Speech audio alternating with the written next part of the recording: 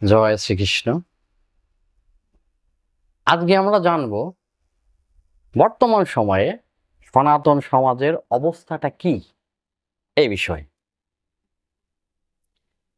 সনাতনীদের, বিশেষ করে বাঙালিদের যদি গ্রন্থ পাঠের কথা বা শ্রবণের কথা বলা হয়, সপ্তাহে অন্তত একদিন কোনো মন্দির প্রাঙ্গণে বসে সমাজকে সচেতন করার কথা, আলোচনা করার কথা বলা হয়, সমাজ সচেতনমূলক আলোচনার কথা বলা হয়, তাহলে বেশিরভাগই সেখানে নেতিবাচক মনোভাব পোষণ করে থাকেন, অসম্মত হন।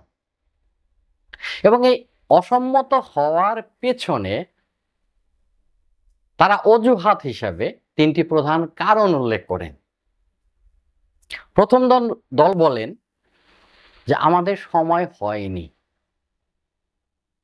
অর্থাৎ একটি নির্দিষ্ট বয়স পার করার পর ধর্মালোচনায় অংশগ্রহণ করতে হয়, এটি তাদের অভিমত। দ্বিতীয় দল বলেন আমাদের সময় নেই, অর্থাৎ কাজে তারা এতটাই ব্যস্ত যে নিজের জন্য, সমাজের জন্য এতটুকু সময় তারা দিতে রাজি নন, নেই তাদের কাছে সময়।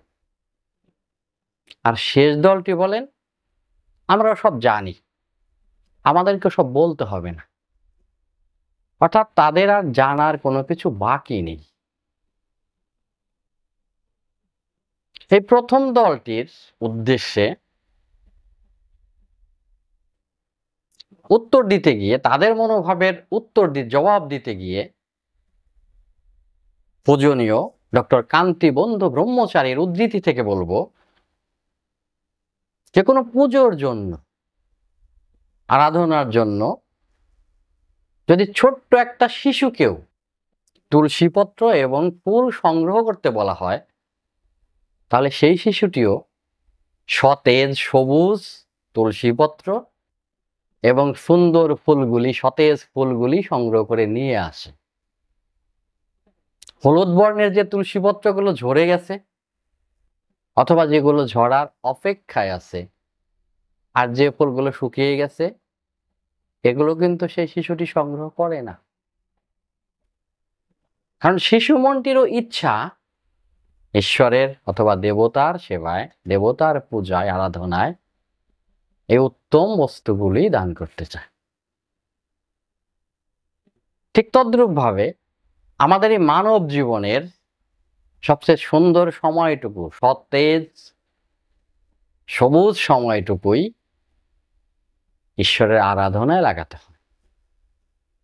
কেননা বৃদ্ধ বয়সে আমাদের শত ইচ্ছা থাকলেও আমাদের এই শরীর সঙ্গ দেবে না, আমাদের ইন্দ্রিয়গুলো সঙ্গ দেবে না, আমাদের সামর্থ্য থাকবে না ভক্ত সঙ্গ করার। তখন আফসোস করা ছাড়া, চোখের জল ফেলা ছাড়া আর কিচ্ছুটি করার থাকবে না। আর দ্বিতীয় দলটির উদ্দেশ্যে বলবো, এক মুহূর্তের যেহেতু আমাদের নিশ্চয়তা নাই বেঁচে থাকা, কখন কার ডাক আসবে আমরা কেউ জানি না। কাজে এত আমি আমি, আমার আমার, সমস্ত কিছু চাই, আরো চাই, আরো আরো, এসব বলে লাভ কি? চোখ বুঝলে সব পড়ে থাকবে। আমাদের পঞ্চভূতের এই দেহটি শ্মশানে নিয়ে গিয়ে অগ্নিকে সমর্পণ করবে। সৎকার্য শেষ হওয়ার পরে শ্মশান বন্ধুরা সেই বিদেহী আত্মার উদ্দেশ্যে বলবে বিমুখা বান্ধবা জানতি ধর্মতিষ্ঠতি কেবলম। তারা বলবেন যে আমরা এবার যার যার গৃহে ফিরে যাচ্ছি, তুমি থাকো, তুমি একা থাকো, তোমার সঙ্গে কেউ থাকবে না, কিচ্ছু থাকবে না। তবে হ্যাঁ, তোমার সঙ্গে থাকবে তোমার ধর্ম, শুধুই ধর্ম। তাছাড়া এই জগৎ সংসারে কোনো বস্তু তোমার সঙ্গে থাকবে না, আমরা কেউ তোমার সঙ্গে থাকবো না। তো বন্ধুরা, এই জগৎ সংসারে কোনো জিনিস যেহেতু সঙ্গে নিয়ে যাওয়া যাবে না, তাহলে যা সঙ্গে নিয়ে যাওয়া যাবে আমরা তা সংগ্রহে কেন সচেষ্ট হই না? আসুন না তা সংগ্রহে আমরা সচেষ্ট হই। আর শেষ দলটির উদ্দেশ্যে বলবো, ভগবান শ্রীকৃষ্ণ দুর্যোধনকে ধর্মের উপদেশ দিতে গেলে, ধর্মের জ্ঞান দিতে গেলে দুর্যোধন বলেছিলেন, আমি সব জানি, আমাকেও সব বলতে হবে না। জানামি ধর্মম ন চ মে প্রবৃত্তি, জানামি অধর্মম ন চ মে নিবৃত্তি। ধর্মকে আমি জানি, কিন্তু সে ধর্মে প্রবৃত্ত হতে পারছি না। অধর্মকে আমি তাও জানি, কিন্তু অধর্ম হতে নিবৃত হতে পারছি না। কাজে দুর্যোধনের মতো সবকিছু জানলে তো হবে না, আচরণ করতে হবে, অভ্যাস করতে হবে, অনুশীলন করতে হবে। কেননা ভগবান শ্রীকৃষ্ণ দুর্যোধনের সে উপদেশ অগ্রাহ্য করায় তিনি অর্জুনকে উল্টোভাবে সেই জ্ঞান দিয়েছিলেন। অর্জুনকে তিনি বলেছিলেন, অভ্যাস করো, অভ্যাসেন তু কৌন্তেয় বৈরাগ্যেন চ গৃহ্যতে। তুমি অভ্যাস করো, অনুশীলন করো, এর দ্বারা তোমার মন শান্ত হবে, তোমার মন নিয়ন্ত্রিত হবে, তুমি যা চাইবে তাই হবে।